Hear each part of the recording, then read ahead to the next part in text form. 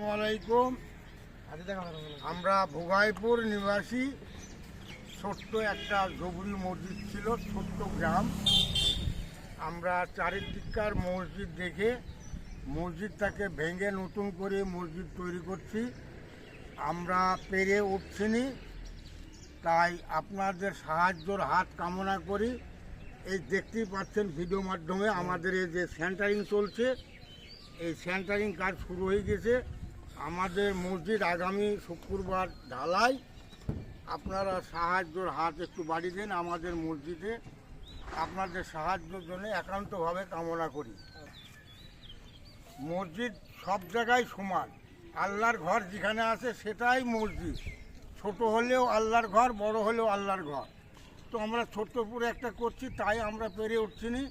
আপনারা এই আল্লাহর ঘরে যে যা পারেন একটু সাহায্যর হাত বাড়িয়ে দিবেন, এই ফোনটে মেরে দিবেন টাকাটা।